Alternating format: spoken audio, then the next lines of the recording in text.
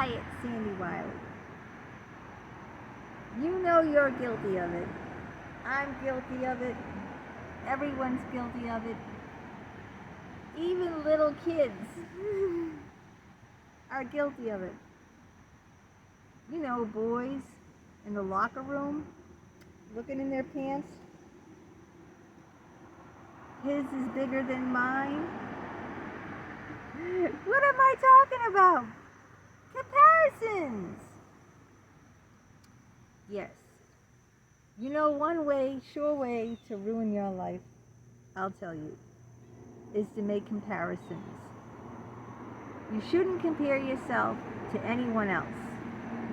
The only person you should compare yourself to is yourself. Hopefully, you're better this year than you were last year. And next year, you'll even be better than you were this year. But let's face it, it's been ingrained in us as little kids, from our parents, always comparing us. I mean, especially when we live in a very abusive upbringing. My son, he used to hate to go over his friend's house when he was a young boy, because his mother would always compare Austin to her son and throw it in her son's face. I don't want to say names here now because I don't want to get anyone in trouble, but she would say, why can't you be like Austin? You know, why can't you go to college? Why can't you get good grades? Why can't you get a job? You know, and imagine how that kid felt being compared. His mother is comparing him to my son. I mean, I would hate the kid. I wouldn't even want to be friends with the kid.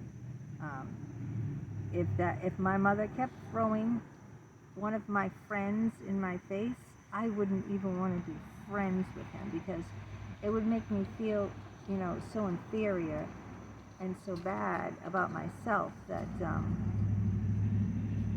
I would just end the friendship then and there. Because who needs that, right?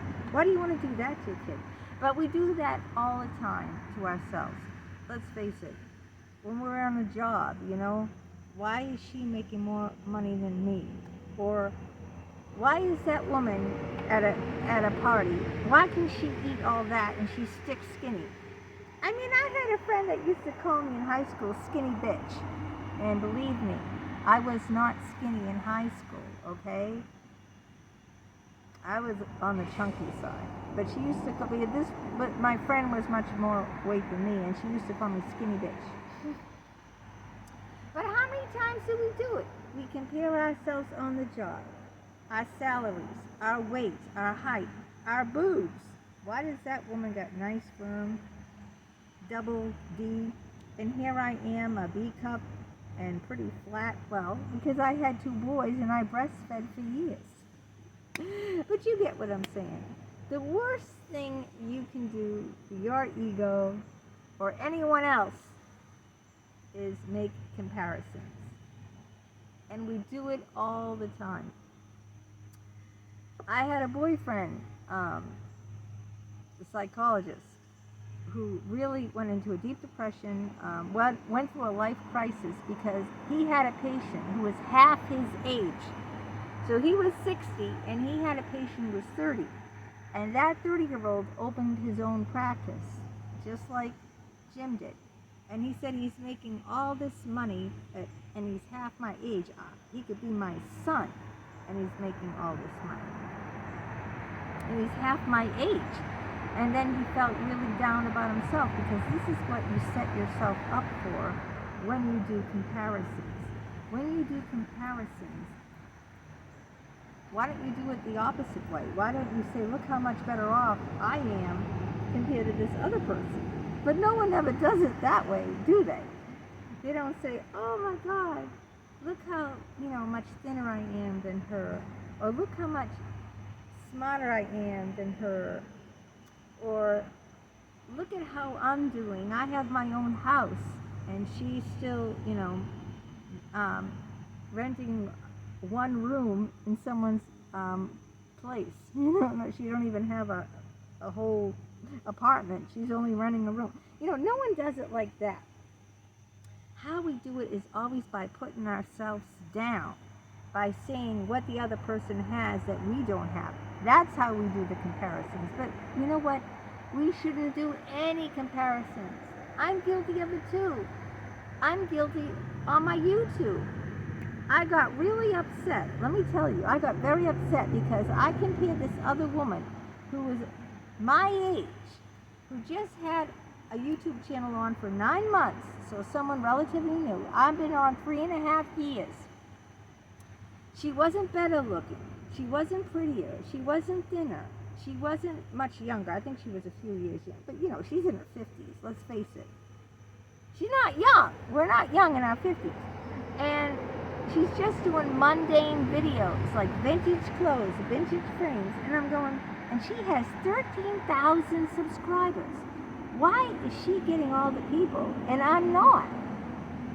Well, I found out her secret, and I'm doing what she's doing now, and my subscribers are growing and growing and growing every single day. But you see, I had to compare myself to someone else who was my age, who had a YouTube channel just like me, and who was doing 100 times better than me, making money off her YouTube.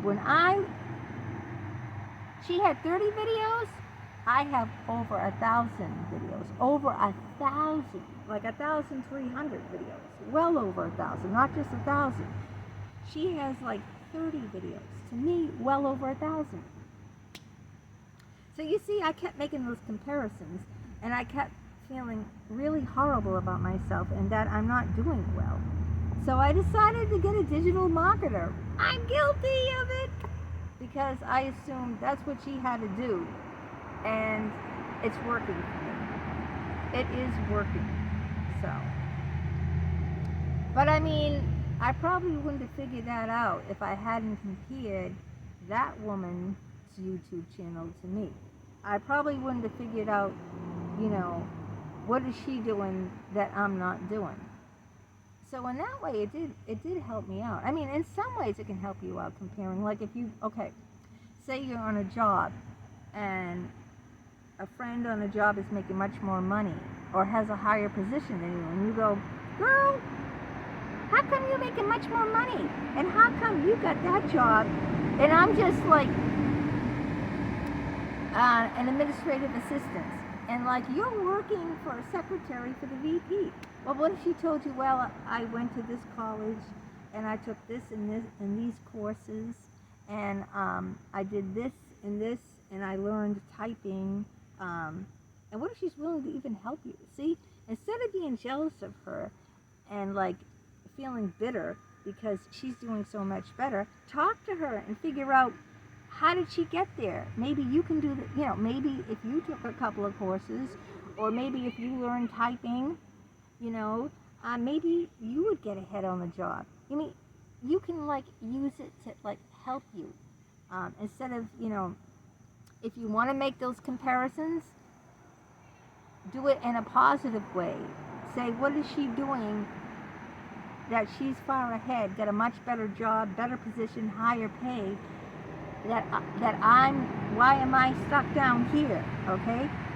And find out what you can do to change that yourself. Or you can talk to someone who's skinny and go, damn girl, why are you so skinny and I have to struggle? And maybe they'll say, they'll say something, well, I don't always eat like this. We're at a Christmas party. I never eat like this. I eat yogurt for lunch, and you'll find out that this person doesn't normally eat that much, right? At the Christmas party, they're gouging themselves, right? But this person doesn't always eat that way. So, you know what? It's not that they can eat whatever they want. They do have to watch it. But you're only seeing one side of it,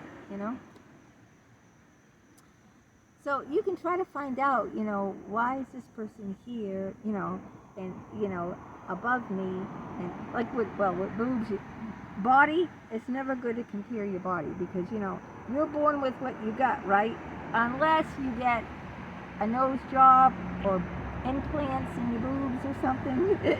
If you want to go that far. And when I was younger, I hated my big nose. I always said I'm going to get a nose job. Because I wanted to have a little nose, like my friends. All of my friends, like every single one of them, had little noses. And I was the only one I knew who had the big friggin' nose, and I hated it. They all had small noses. But you know what? Why can't we just learn to accept ourselves and love ourselves for who we are? Right? Big nose, small flat boobs and all. Cellulite, At my age, that's what I'm starting to do. I'm starting to love myself for who I am. And love my big nose and my flat boobs and my cellulite just the way I am. And I hope you do too. Take care.